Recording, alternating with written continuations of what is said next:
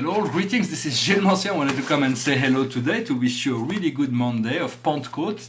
Pentecote is a Greek word that means the 50th day after Easter. The 50th day is the day where the Holy Spirit is invading the world, becoming accessible to all humans. So let us invite this Holy Spirit within our life, the Divine Mother, to become part of our life on a daily basis. Call on her, call on the Spirit, and it was also a Jewish holiday, but it is a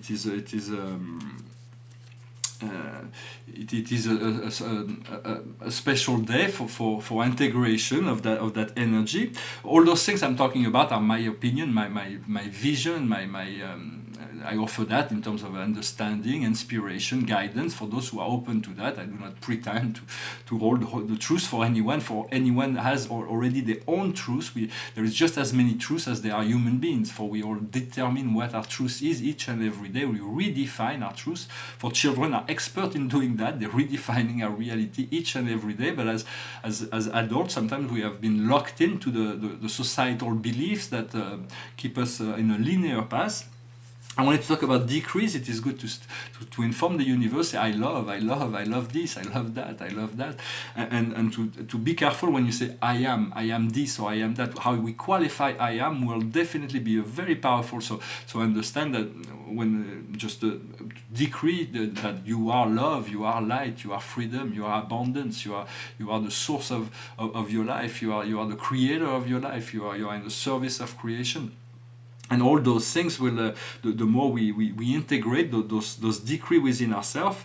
Something very important that we need to understand is that when we say I want, we push something away from us. I want this. You push it away because that means you're not ready to receive it because you want it. So you create a gap between you and what you want. So in many sense, we want to avoid using those words. We want to say I am ready to receive that. I am ready to do that. I am ready to experience that. So I'm ready to have that experience. And so this is a lot more powerful in bringing those situations to us. I wanted to briefly discuss some of the scientific eternal principles that govern life. There's many things that we do not know yet, but we will. This knowledge will, it's ancient knowledge, but it will become available to humans very soon. It will be revealed to the multitude when the time comes. And so there is a great deal of principle for the law of evolution. The law of life is not a mechanical thing. It is divine supreme love in the service of evolution. It is an eternal reflection of all consciousness up to the point where they can fulfill any level. Then the law will offer a higher aspect. There is a few principles that are essential to understand. The first principle is the principle of inclusion. We have been led to believe by society that life is ephemeral and solitary.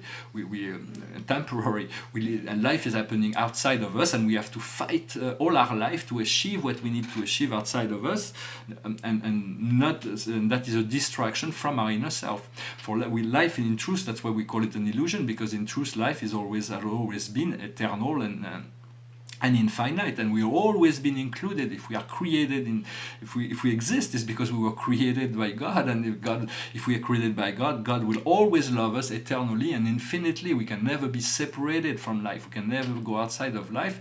This law also informs us that if we exist, is we have always existed or will always exist in one form or another. For our form will change, but who we are as a consciousness will continue to exist and has always been as well.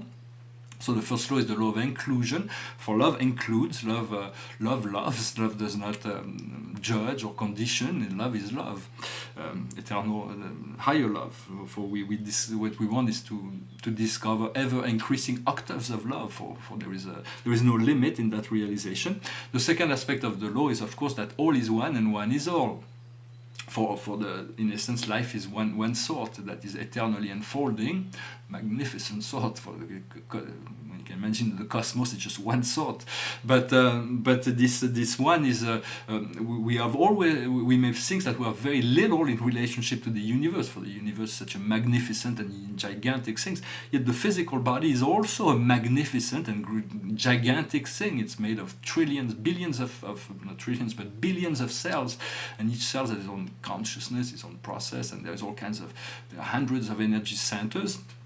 that we do not know yet. For the idea is to let go of all the form of the judgment, so our flame becomes disassociated with the world of form and can return to the great sacred light, the great light of source. And so once all the ones will have become one, then the great one will emerge from paradise to become the ruler of time and space. But until then, they are celestial ruler that fulfill those function. And so the idea is to become one with the one, and then we'll know that eventually all the ones, all other beings will become the one. The third law, third principle, is cause and effect. For there is no cause without effect, there is no effect without cause. We live in a magnetic universe. If we want something, we have to produce a cause that will create an effect. Sometimes we don't understand. We think we create a cause and we have an expectation of an effect, but the cause does not produce the effect because we don't have the wisdom or the understanding of secondary cause that are coming into the picture. But the understanding is to become contemplative, is to become cause and effect, and to allow the natural process of our soul and spirit to unfold light for us, like it will just unfold once we realize that. So this cause and effect is very important. Whatever we produce, we'll harvest. Whatever we send out, will return to us. And so it is important to understand this law of this also the law of karma. Then there is the law of transformation, of vibration. Everything is vibration, everything is flow, nothing is stable, everything is eternally in transformation, except for God that does not change. For God is infinitely serene, infinitely stable, but is also infinitely agitated. He participates in the whole, in everybody's life, in all aspects of life. It's a concept. Of course, I haven't really experienced it, but I know it's a potential of revelation that to become one with the one, to become a universal being. Then to travel will no longer be possible because we'll be everywhere and at all time.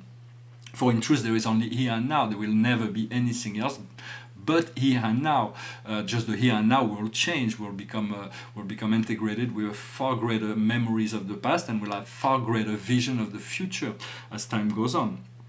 Another principle is that we live on an horizontal axis, which is called the cross of matter, which is the timeline. But we can always reconnect to the central pillar of light, to align our chakra to our soul star and our earth star, and to eventually we align all the chakras will be taken over by one great pillar of light.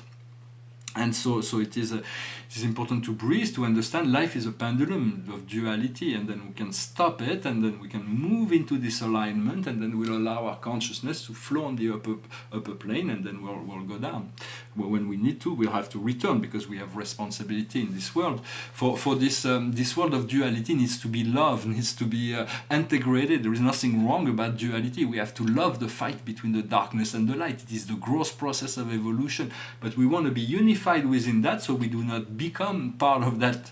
We do not become victimized. There is no longer any victim, and you have to assume the power of the self-empowerment and call on God. Or calling on God means remembering our true nature, and this is the highest protection we can ever get. For once we are with God, there is nothing we can fear. There is no fear. Is an illusion that was created by this separation, this forgetfulness. I also wanted to talk about the law of love that transcends karma. Once we can forgive, that creates a peace within ourselves. And so it doesn't mean that once we forgive someone, we give the person the ability to abuse us or whatever, and that will not solve the problem for the other person, but that will make us at peace in relationship to those past relationships. And so by doing that, we are able to trace lines for. We do not want to surround ourselves with people that are creating difficulty or judging us, always criticizing us, putting us down, or putting we accept people the way they are, but it's better to be surrounded by people that share your view, that support you, that love you, that encourage you, and so it is important to make that discrimination in relationship to how we spend our time and who we spend our time with. Then there is the law of grace. The law of grace is because God is merciful, and understanding, is wise, and so there is always special circumstances. Everyone the law is the same for everyone, but everybody is considered differently from the law because of special circumstances that are personal to us. It's the is this understanding that everything is reflected to us in relation to our consciousness. Also I wanted to talk about the quantum screen.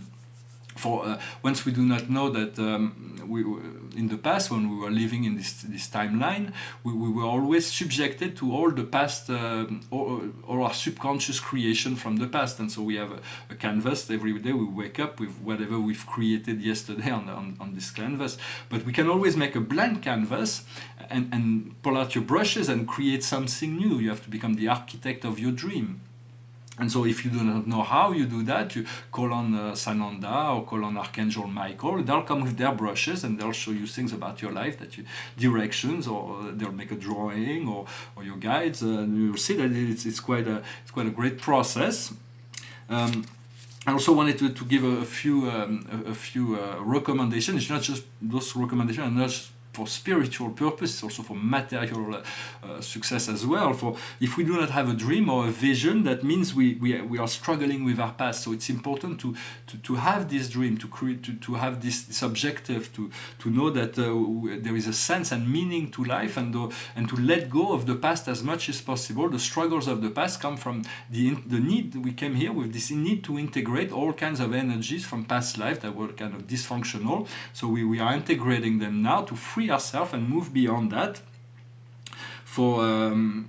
We are only in competition with our old self. There is no need to compare ourselves to the past of someone else. We do not know where they come from, where they're going, but what we want to know is who we are, where we come from, and where we're going. It's much more important. And so understanding that the goals are are very important, because objectives and goals are creating stepping stones. We need to cross a river, but sometimes we cannot jump over the river, or if we try to swim, there's all kind of current. So we can create stepping stones, and those stepping stones will allow us to go, whether it is material or spiritual. Often also, I want to say that often that growth comes from the ability to move beyond the comfort zone. For it is not easy, but it is often asked of that for to build character. And so we have to learn to accept, to go through certain things sometimes in order to grow, to advance, to progress, to change. In many sense, also success comes from the accumulation of failure.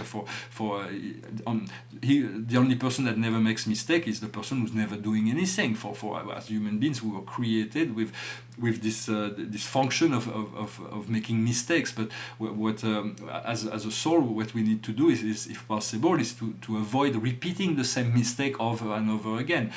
When we see a mistake, we correct it and we move on to the next level. Then we'll make new mistakes and we learn from that, and then eventually that's where the success comes. It's from the ability to integrate all the mistakes and the value of the education that came from those mistakes.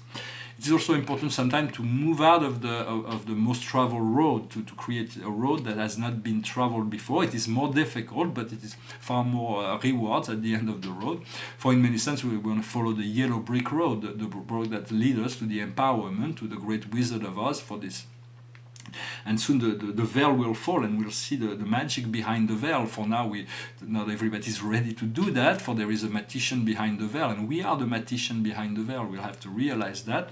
But that means assuming the responsibility, and some people are not ready to assume the responsibility of their own creation, but it is very important. There is no more need for victimization.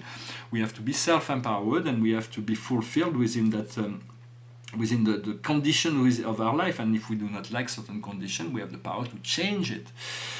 Another thing that's important is to have gratitude for what we have. For once we have the gratitude, we have 80% of the way is done. For we are in the state of acceptance, and then from there we can ask for more.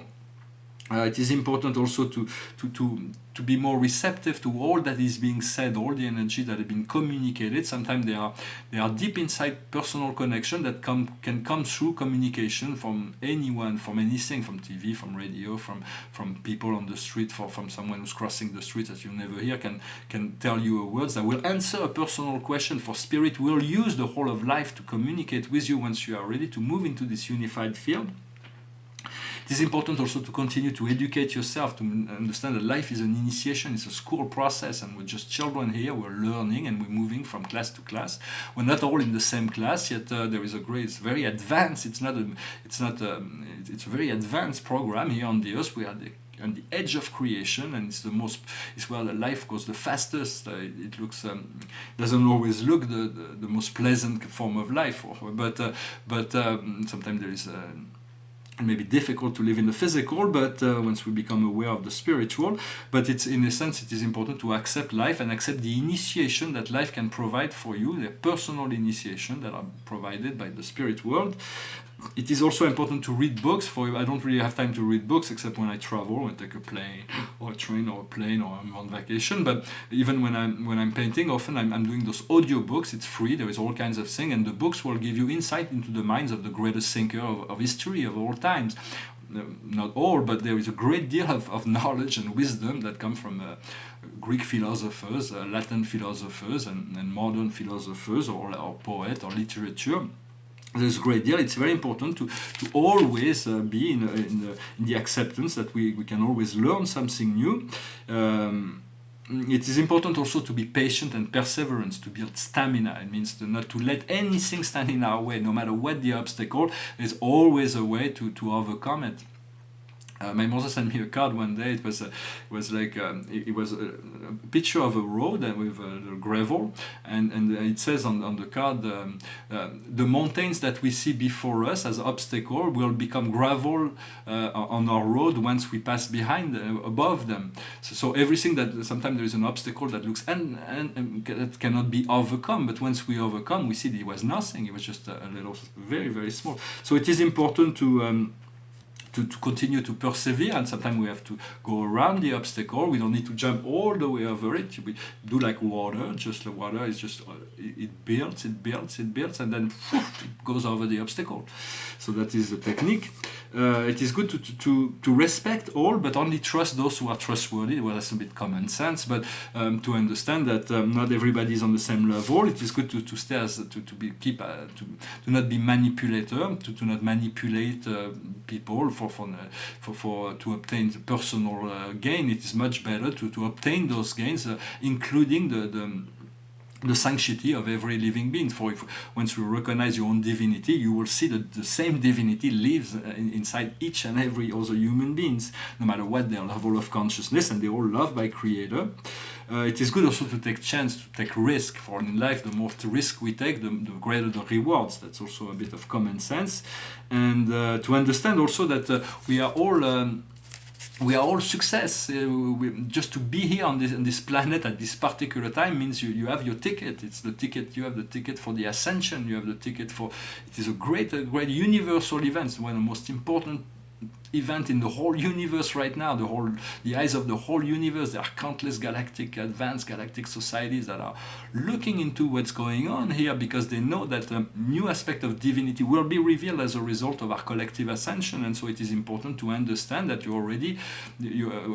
being here on this physical plane is a privilege, and so be in gratitude for being here, and open yourself to all kinds of new possibility of creative and new fulfillment, a new form of joy, sharing, and everything will unfold as we trust and flow and go with the flow. Let go and let God. Sometimes we cannot control everything. So we just wanna be in the right time, in the right place. And if we are here and now, we are at the right place and the right time. When we are present with whatever is before us, accepting ourselves, all that we are, everything that we are, where we are, and the more we are in acceptance of that, the more we'll be able to move towards something new. I hope this message was interesting for you. I thank you for sharing, liking, commenting if you care to do so. This painting behind me is an interior. It is an interior from 2008, I think. And I would never paint abstract paintings except if I was doing a decoration for like a decoration project. I like abstract painting as decoration, but as art, I feel it is a bit gimmicky. It's a bit like just a technique, It's like repeat a technique, and it's like, well, it's pretty. But in many sense, abstract painting can mystify the mind and open to new ideas. And so, since I could not do that.